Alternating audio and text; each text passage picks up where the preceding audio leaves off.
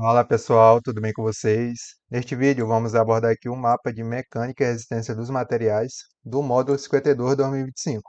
Mas antes de eu começar aqui de fato a falar a respeito desse mapa, pessoal, queria estar pedindo um apoio a vocês. Que vocês deixem o like no vídeo, se por acaso ele ajudar vocês de alguma maneira, eu acredito que vai ajudar, né? Que se inscrevam nesse canal e que, se possível, que vocês compartilhassem esse vídeo com os colegas de vocês da faculdade. Além disso, pessoal, se por acaso alguém estiver precisando de ajuda com a resolução de alguma outra atividade de outra disciplina, ou até mesmo ajuda nas provas que sempre tem no final de cada módulo, vocês podem me chamar no WhatsApp que por lá a gente conversa melhor a respeito disso. Dito isso, pessoal, agora a gente vai prosseguir aqui com a resolução desse mapa. E aqui, pessoal, a gente vai começar a responder a etapa 1 desse mapa, onde ele pede para a gente aqui determinar a posição do centroide de cada seção na alternativa A. Em B, ele pede para a gente determinar o momento de inércia em relação ao eixo X de cada seção. E, por fim, ele pede para a gente avaliar os dados obtidos e escolher qual dessas é a melhor seção com base nos dados anteriores que a gente obteve. Porém, aqui, pessoal, a gente vai ver, né, que a gente vai selecionar a melhor seção com base no valor do momento de inércia que a gente obteve na alternativa B. Então, pessoal, eu já tirei print dessa parte aqui e agora a gente vai prosseguir com a resolução dessa etapa.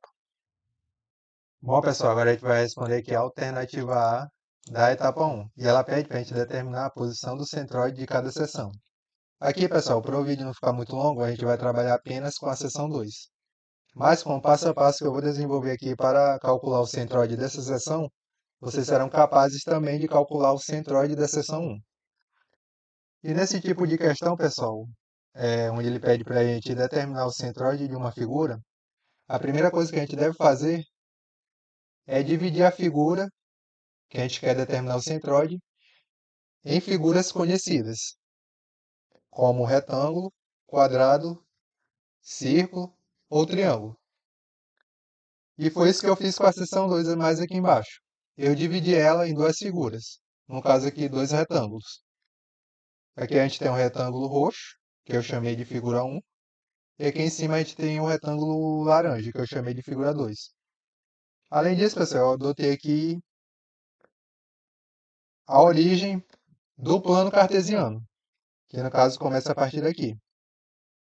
E esse ponto aqui, pessoal, ele tem coordenada 0, 0.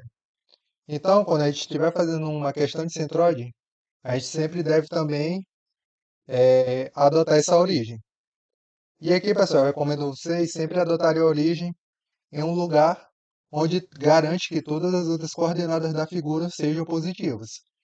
E se vocês perceberem, exatamente aqui nesse ponto, né, onde eu coloquei a origem, todas as outras coordenadas da figura elas vão ser positivas. Então é importante vocês ficarem atentos quanto a isso também. Feito isso, pessoal, o próximo passo aqui é determinar o centroide de cada figura e determinar a área de cada figura também. E para isso, pessoal, eu até fiz uma tabela aqui no Excel para a gente organizar esses dados. Aqui a gente tem a coluna de figura, onde a gente vai ter duas figuras, né, que a gente dividiu. Aqui a gente tem a coluna do centroide em relação a x para cada figura. Aqui a gente tem a coluna do centroide em relação a y para cada figura. E por fim a gente tem a área de cada figura. Então agora, pessoal, primeiramente a gente vai determinar aqui a área de cada figura. E a gente vai começar aqui primeiro pela figura 1, que é o retângulo roxo.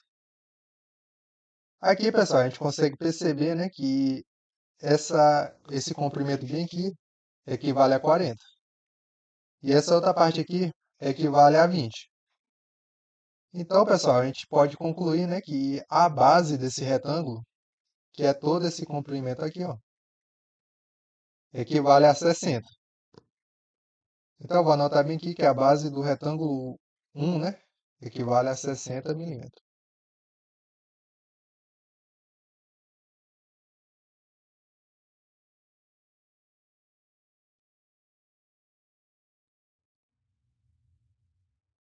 Já a altura desse retângulo, pessoal, da figura 1, ele equivale a 20. Então, a gente vai anotar aqui, H1 igual a 20. E sabendo a base e a altura de um retângulo, a gente consegue determinar a área dele, né? Porque basta a gente multiplicar a base pela altura. Então a gente vai calcular logo essa área aqui dessa figura 1. A base, que é 60, né? Vezes a altura, que é 20. 6 vezes 2 é 12. Como a gente tem 2 zeros, a gente vai acrescentar 2 zeros aqui também. Então a área da figura 1 é igual a 1.200 milímetros. E agora a gente vai calcular a área da figura 2. A figura 2, pessoal, a gente consegue concluir aqui que a base dela é igual a 20. Então B2 é igual a 20 milímetros. E a altura dela é igual a 60. Então H2 é igual a 60.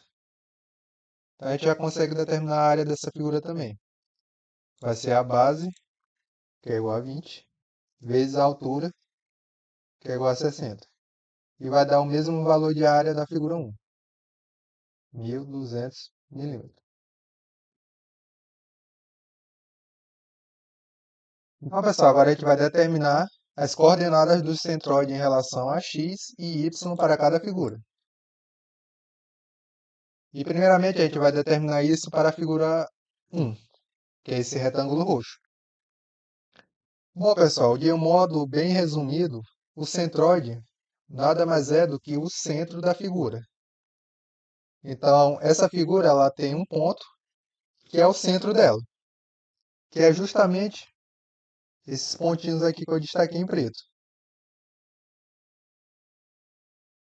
E como ela fica no centro da figura, significa que ela fica na metade das coordenadas x e y dessa figura. Então, pessoal, se a gente sabe, né, que o comprimento total desse retângulo aqui roxo é igual a 60, que é a base dele, a metade disso é 30. Então, a coordenada do centroide em relação a x para a figura 1 vai ser igual a 30, conforme eu destaquei aqui embaixo. X1 igual a 30 milímetros. Então, eu vou anotar esse valor aqui. Eu vou escrever x1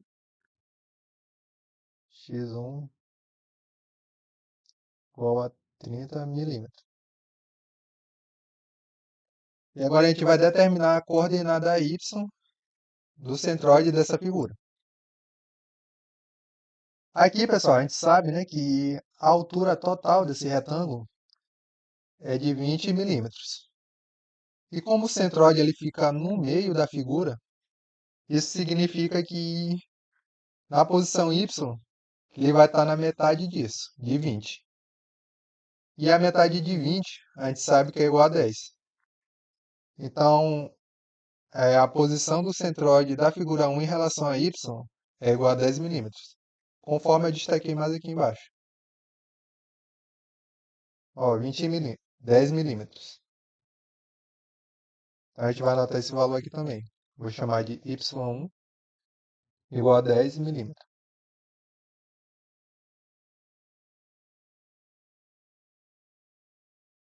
E agora a gente vai aplicar o mesmo raciocínio para a figura 2.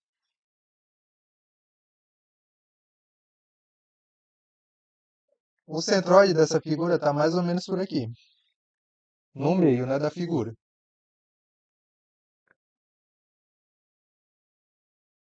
E aqui, pessoal, a gente sabe, né, que a base dessa figura, né, a largura dela, é igual a 20 milímetros. Então, o centroide está na posição em relação a x, né? Em relação a x, ele está na metade disso, em relação a x, a posição dele. Que no caso é igual a 10. Se aqui é 20, então a metade de 20 vai ser igual a 10, que é esse trechinho bem aqui, ó.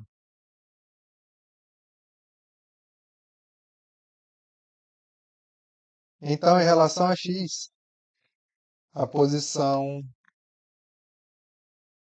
do centroide é igual a 10 milímetros, conforme eu destaquei aqui embaixo.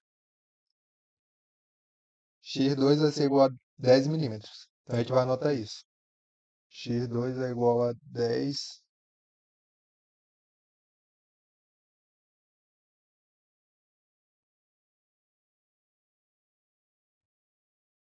E agora a gente vai determinar a posição do centroide em relação a y. Aqui, pessoal, a gente tem o seguinte. Toda essa altura aqui desse retângulo da figura 2 equivale a 60. E a metade de 60, a gente sabe que é 30. Então, essa altura bem aqui, ó, é 30. E o centroide está bem aqui. Porém, pessoal, a gente deve somar esse 30 com esse 20, que é a altura daqui até aqui, ó, que vai dar 50, né? 30 mais 20 é igual a 50. Então, pessoal, em relação a y, a posição do centroide, né, vai ser igual a 50 milímetros, que é a distância daqui até a origem. 50 milímetros. E foi o que eu destaquei aqui, né? Até a base, até o centroide. Em relação a y, dá igual a 50 milímetros. Então, a gente vai anotar esse valor aqui também. Y2 igual a 50 milímetros. E agora, pessoal, eu vou tirar o print dessa tabela e vou anexar na nossa resolução.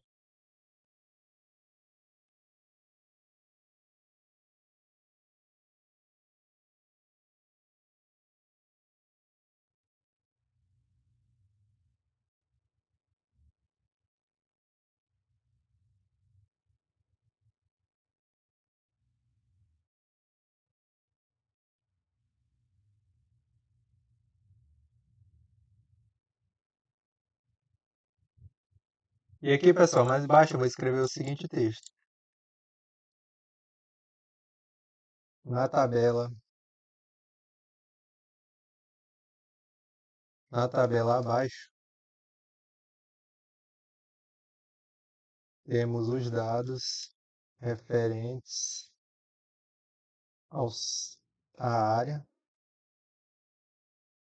e ao centroide em relação a x e y de cada figura.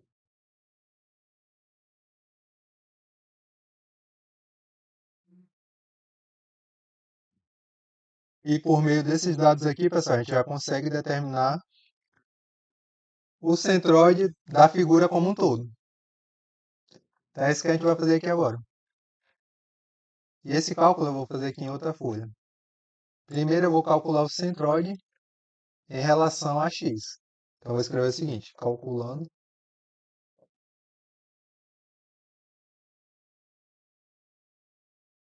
centroide em relação a x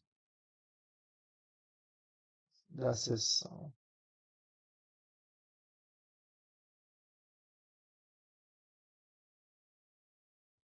Bom, pessoal, a fórmula que a gente vai utilizar para calcular o centroide em relação a x é essa bem aqui, ó. X barra, que é o centroide em relação a x, vai ser igual ao somatório do centroide vezes a área dividido pelo somatório da área. Aqui, pessoal, é o seguinte. Aqui no numerador, a gente vai pegar a área de uma figura e multiplicar pelo seu respectivo centroide. E logo em seguida, a gente vai somar com a área da outra figura, né? E multiplicar pelo seu respectivo centroide. Vou fazer aqui com vocês. X barra ele vai ser igual ao quê? Ao centroide, né? A gente vai começar primeiro pela figura 1, ao centroide da figura 1, que a gente viu aqui que é em relação a x, né? Que é igual a 30 milímetros. Então vai ser igual a 30 vezes a área dessa figura, que a gente viu que é igual a 1.200. A gente vai anotar aqui, 1.200. E agora a gente vai somar com esse produto aqui da outra figura. A gente vai pegar o centroide em relação a x da outra figura, que é esse bem aqui, que é igual a 10, e multiplicar pela área dessa figura, que coincidentemente deu igual ao mesmo valor de área da figura 1, 1.200. E agora a gente vai dividir tudo isso pelo somatório das áreas de cada figura. Então, 1.200 mais 1.200. Então, a gente vai ter o seguinte: 3 vezes 12 dá 36, né? 36. Como são 3 zeros, a gente acrescenta os 3 zeros aqui. Mais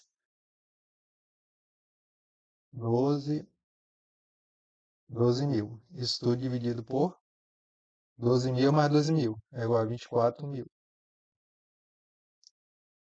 Então, esse aqui vai ser igual a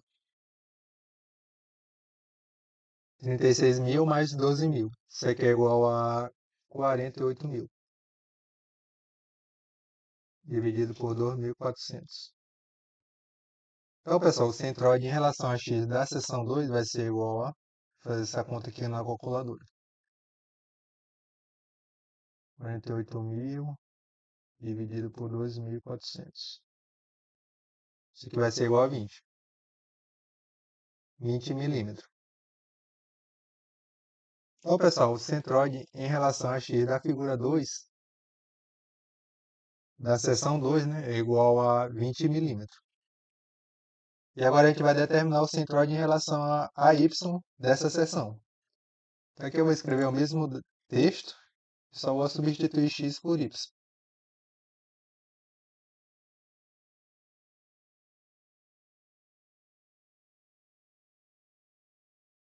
E aqui, pessoal, a gente vai utilizar a mesma fórmula. O que vai mudar é que agora eu vou utilizar o centroide em relação a y. Então, aqui a gente vai ter o seguinte: y barra vai ser igual ao somatório de y barra vezes a área dividido pelo somatório da área. E agora, pessoal, a gente só vai substituir, né? Vou repetir y barra. Vou pegar o centroide em relação a y da figura 1, que a gente viu que é igual a 10 milímetros. Então, aqui vai ficar igual a 10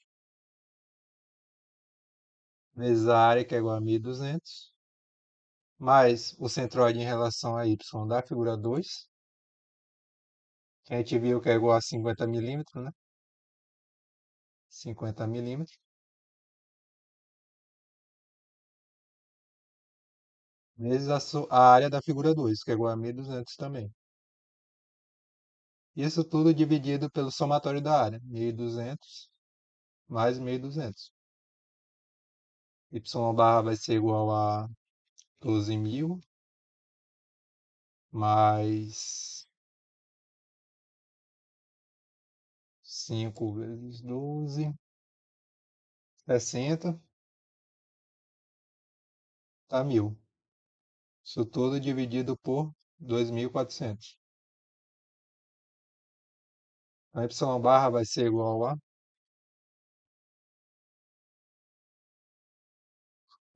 12.000 mais 60.000 dá 72.000, né?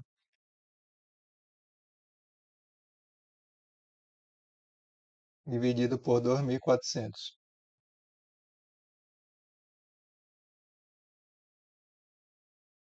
Y barra então vai ser igual a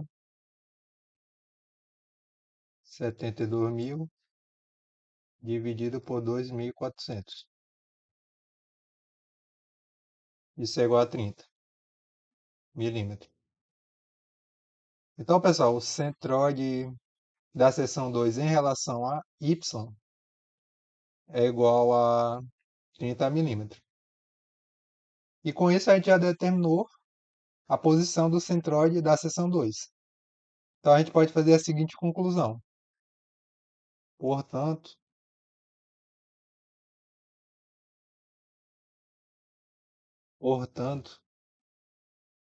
podemos concluir que o centroide da seção 2 é igual a... E aqui eu só vou repetir o que eu acabei de calcular, né? X barra é igual a 20 milímetros. E Y barra é igual a 30 milímetros. E com isso, pessoal, a gente encerra aqui a resolução da alternativa A da etapa 1. E para calcular o centroide da seção 1, basta vocês repetirem o mesmo raciocínio que eu desenvolvi aqui. E agora a gente vai prosseguir aqui com a resolução da alternativa B. Bom, pessoal, agora a gente vai responder aqui a alternativa B da etapa 1. E ela pede para a gente determinar o momento de inércia em relação ao eixo X de cada seção. Mas como eu falei no início, né, aqui a gente vai trabalhar apenas com a seção 2. Então, pessoal, o momento de inércia ele é dado pela seguinte equação. No caso aqui, ele vai ser igual à soma do momento de inércia da figura 1 e da figura 2. E a gente sabe também, pessoal, que esse momento de inércia, que no caso é esse aqui, ou esse, ele pode ser obtido através dessa equação aqui de baixo. Ele vai ser igual ao momento de inércia centroidal da figura, mais a área da figura, vezes DI, ao quadrado. Sabendo também que esse DI é igual a isso bem aqui. Então, pessoal, o primeiro passo aqui que a gente vai fazer é calcular o momento de inércia centroidal de cada figura. E, primeiramente, a gente vai calcular o momento de inércia centroidal da figura 1. Então, vai ficar I de x, C1. Então, agora a gente vai determinar o momento de inércia dessa figura. Aqui, pessoal, a gente pode observar, né, que a figura 1 ela se trata de um retângulo. E o momento de inércia centroidal de um retângulo ele é obtido por meio da multiplicação do produto da base vezes a altura ao cubo. Isso tudo dividido por 2. Por 12, na verdade. Então, pessoal, quando é o retângulo, para a gente calcular o momento de inércia centroidal, a gente utiliza essa equação bem aqui. Mas se fosse outra figura, como por exemplo um círculo ou um triângulo, a gente utilizaria uma outra fórmula bem aqui. Mas como é um retângulo, a gente vai utilizar essa. E aqui, pessoal, eu vou chamar de B1, né, que é referente à figura 1 e H1. B1 a gente sabe que é a base da figura 1. Inclusive, eu anotei aqui, né, mas a gente pode obter esse valor também pela tabela que a gente fez na alternativa A.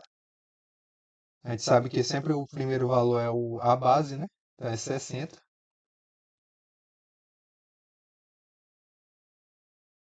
Vezes a altura, que é 20. Isso tudo ao cubo dividido por 2. Agora a gente vai fazer os cálculos. 20 ao cubo vezes 60 dividido por 12. Isso aqui vai ser igual a 40 mil. 40 mil não, 40 mil milímetro a quarta. Só conferir aqui novamente. Isso, 40 mil. E agora a gente vai calcular o momento de inércia centroidal da figura 2. Então, o momento de inércia centroidal da figura 2 vai ser igual a essa mesma fórmula aqui. Porém, aqui a gente vai utilizar a base e a altura da figura 2. Então, vou escrever aqui B2 vezes H2, elevado ao cubo, dividido por 12. Então, esse aqui vai ser igual a base da figura 2, que é igual a 20 milímetros,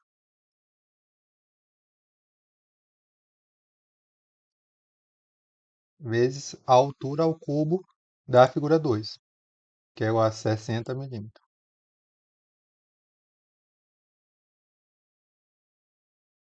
Isso tudo dividido por 12. E agora a gente vai fazer os cálculos. Então, 60 ao cubo vezes 20 dividido por 12. 360.000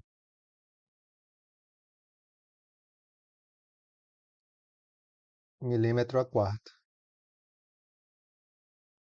Então, pessoal, a gente já obteve aqui um momento de inércia centroidal da figura 1 e da figura 2. Então, agora basta a gente substituir nessa fórmula aqui que a gente vai encontrar o momento de inércia da figura 1 e da figura 2. Então, a gente vai ter o seguinte. Vou escrever o seguinte, calculando o I de x1. E logo aqui embaixo eu vou utilizar aquela fórmula bem aqui, essa bem aqui. Porém, eu vou escrever ela da seguinte maneira. Vai ser I de x1 vai ser igual ao momento de inércia centroidal da figura 1 mais a área da figura 1 vezes o DI ao quadrado. Então aqui a gente vai ter o seguinte, que o I de x1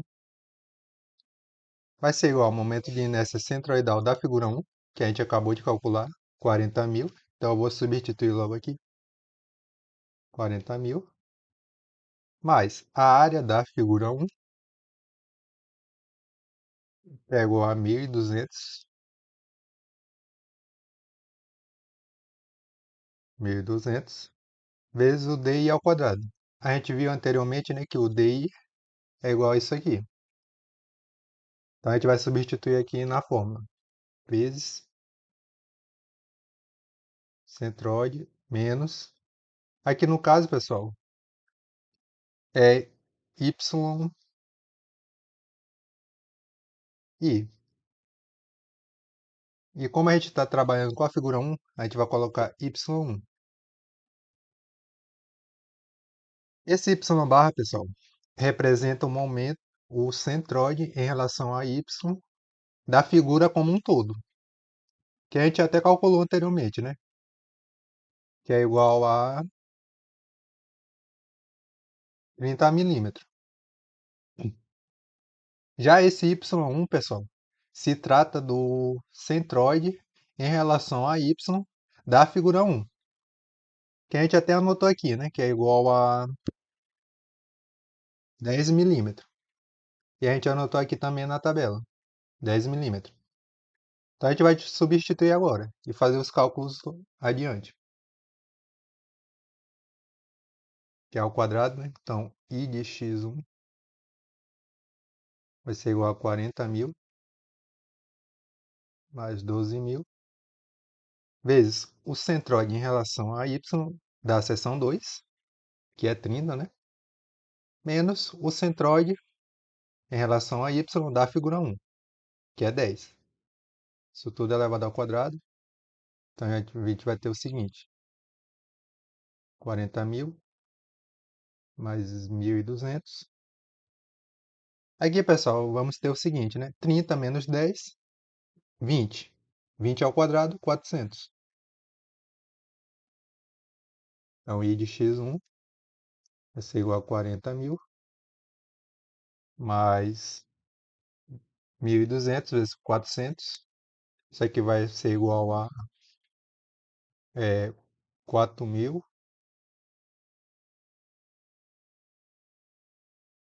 480.000, né? Então, I de x1 vai ser igual a essa soma.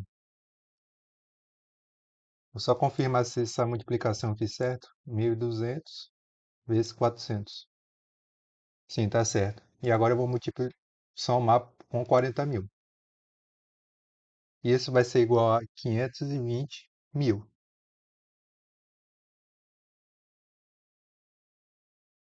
milímetros a quarto. Então, pessoal, a gente já calculou um momento de inércia da figura 1. E agora a gente vai calcular o momento de inércia da figura 2. Então, eu vou escrever o seguinte. Calculando I de x2. Vou utilizar a mesma fórmula aqui de cima.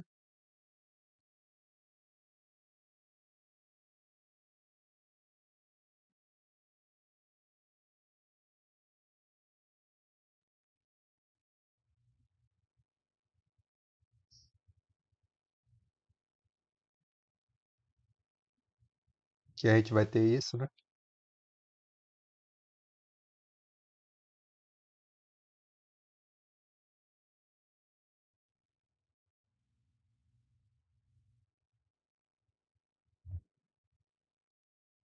Aqui é 2 e aqui também é 2. E agora a gente só vai substituir aqui na equação. Então o i de x2 ele vai ser igual a momento de inércia centroidal da figura 2, que é 360 mil. Então eu vou substituir aqui 360 mil, mais a área da figura 2, que a gente viu, né, que é a mesma da figura 1, 1.200,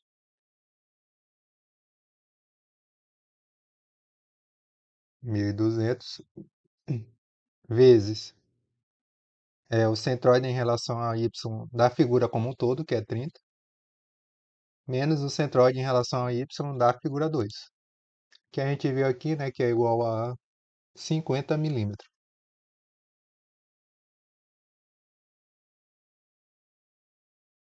Isso tudo elevado ao quadrado.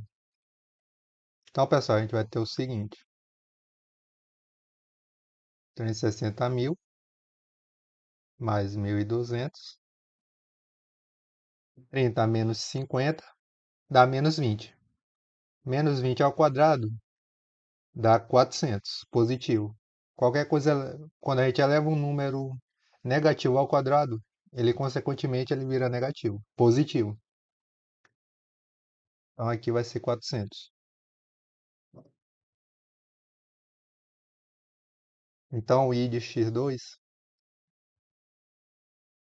ele vai ser igual a 360 mil mais 1.200 vezes 400. Isso aqui é igual a 480.000. 480 mil.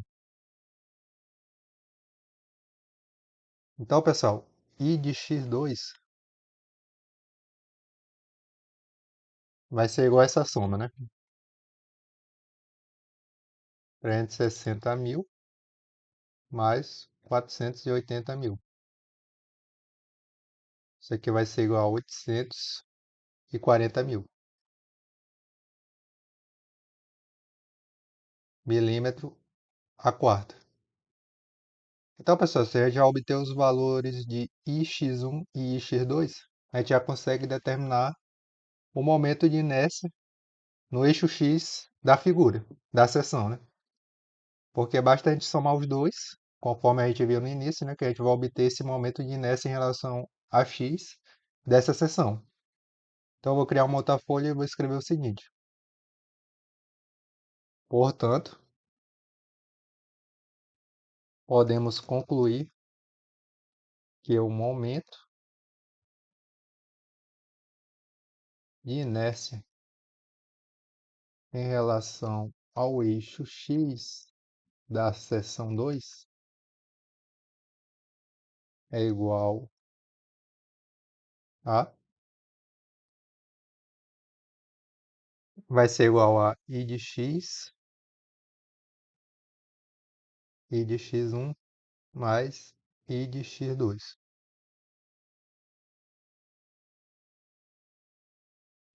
I de x1 a gente viu que é igual a 520 mil,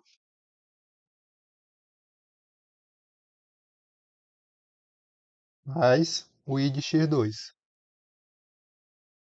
que é igual a 840 mil.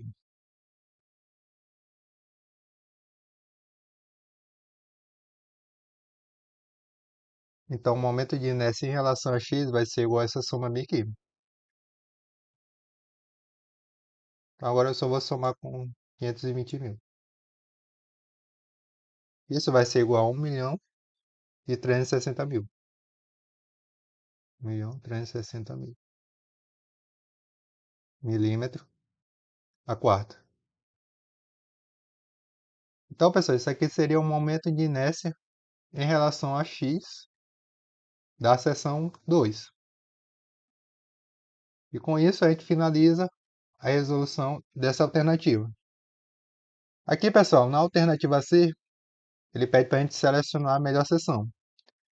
E aqui, pessoal, vocês vão analisar com base no momento de inércia obtido na alternativa B.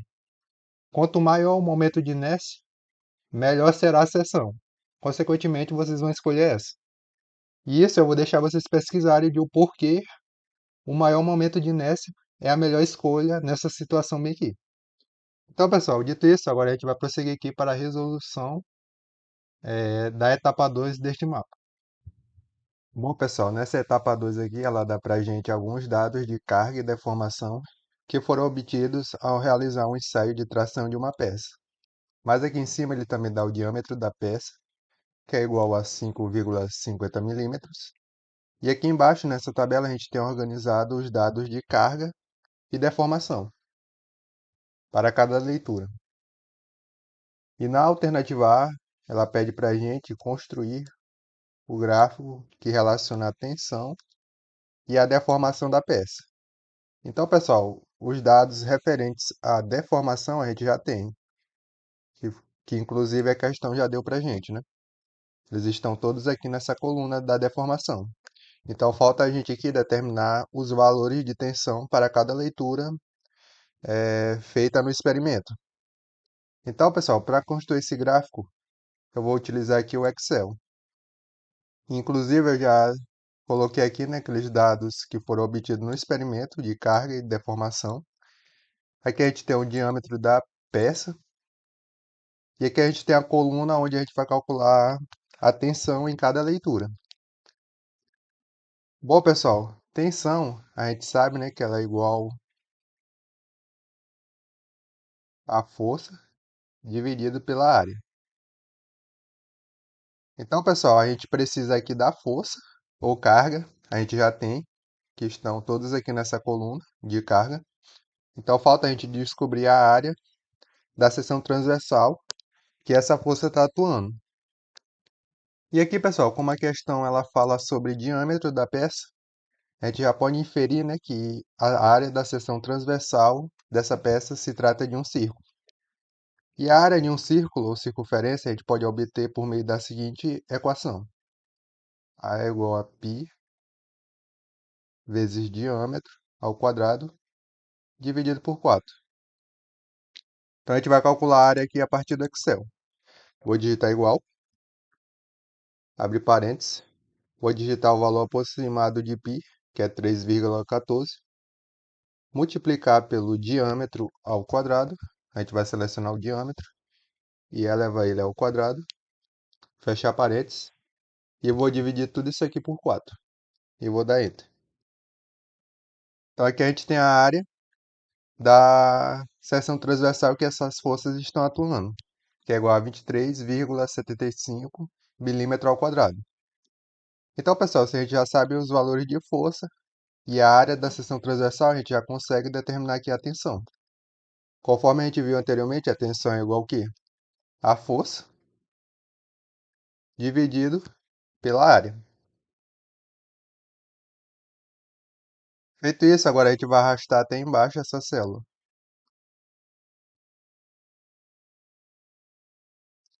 Ah, é verdade. Esqueci de travar o valor de área, porque ele vai ser constante ao longo de todo o experimento. Então aqui em B5, a gente vai apertar F4 e vai dar Enter. E agora a gente vai arrastar novamente a célula até embaixo. Pronto, agora deu certo. E aqui, pessoal, como a gente está dividindo, né, um valor de força que está em newton sobre um valor de área que está em milímetro ao quadrado, a unidade que a gente vai obter é o MPa, megapascal. Então, pessoal, como a gente já sabe aqui os valores de tensão e deformação da peça, a gente já consegue fazer o gráfico de tensão versus deformação. A gente vai vir aqui em inserir, vai vir nessa opção bem aqui, de dispersão, e selecionar dispersão. Vai vir aqui em selecionar dados, adicionar, E aqui eu vou colocar o título do gráfico: tensão versus deformação.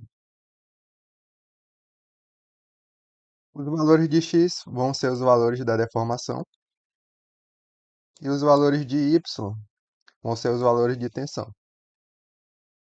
Vou dar OK. OK. Eu vou aumentar um pouco mais esse gráfico. E aqui, pessoal, agora a gente vai fazer o seguinte. Vou vir aqui em alterar tipo de gráfico. Vou vir na quarta opção e dar OK. Pronto. O que mais a gente pode fazer aqui? Aqui, pessoal, eu vou colocar a cor das letras, né, em preto. Então, eu vou vir aqui e clicar no preto.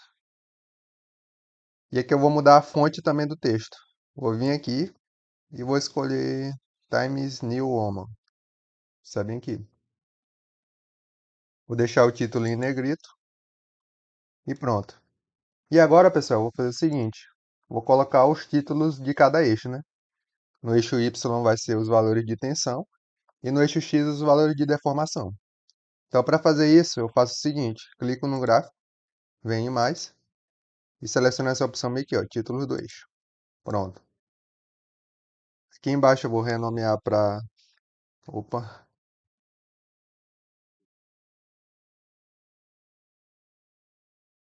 Vou renomear para deformação. E a unidade de deformação, pessoal, é milímetro por milímetro. Ou seja, a deformação é um número adimensional, né? Não tem unidade. Deixa em negrito. E aqui no eixo Y a gente tem os valores de tensão. Tensão na unidade MPa.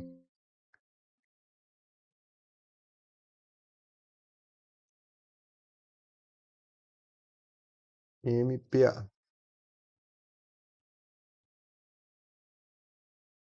Deixa em negrito também. Pronto, pessoal. Aqui a gente já tem o nosso gráfico que a questão pediu na alternativa A, de tensão versus deformação. E a partir desse gráfico, pessoal, vocês é bem tranquilo, né, da gente estar fazendo a alternativa B, porque basta analisar ele. Então eu vou fazer com vocês aqui a alternativa C, onde ele pede para a gente determinar o módulo de elasticidade desse material. E aqui eu vou fazer pelo Excel mesmo. Bom, pessoal, para a gente calcular o módulo de elasticidade, a gente usa a seguinte equação. O módulo de elasticidade ele é igual à variação da tensão dividido pela variação da deformação. Porém, pessoal, essas variações, né, elas devem ocorrer na região elástica do material, ou seja, nessa região bem aqui reta, ó, que vai daqui, começa de zero e vai até esse ponto bem aqui. Então, basta a gente escolher uma variação, né, que ocorra nessa região plástica de tensão e deformação, que a gente vai conseguir determinar o módulo de elasticidade desse material. E aqui, pessoal, para facilitar, eu vou fazer essa variação de tensão começando desse ponto aqui, que é esse, variando dessa tensão até zero, porque fica mais fácil de fazer os cálculos. Então, eu vou fazer o seguinte, vou digitar igual, agora eu vou fazer a variação da tensão, vou variar desse valor de tensão que está na região elástica, e vou variar até o primeiro ponto, que é o zero, pois vai facilitar para a gente aqui fazer os cálculos. Vou dividir tudo isso pela variação da deformação. Então, vou selecionar aqui o valor de deformação dessa tensão,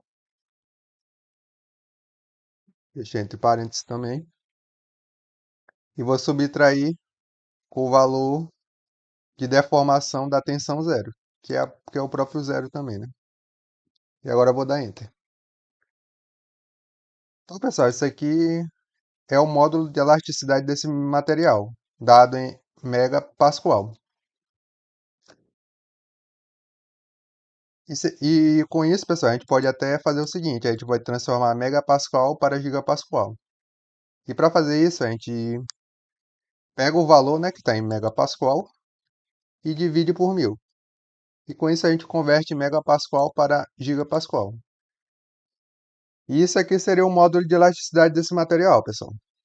Mas é importante, né, que vocês coloquem o memorial de cálculo. Não apresente só o que foi calculado no Excel. Então coloque lá o passo a passo das contas que vocês fizeram para chegar nesse resultado bem aqui. E é só aplicar essa fórmula aqui do lado, né?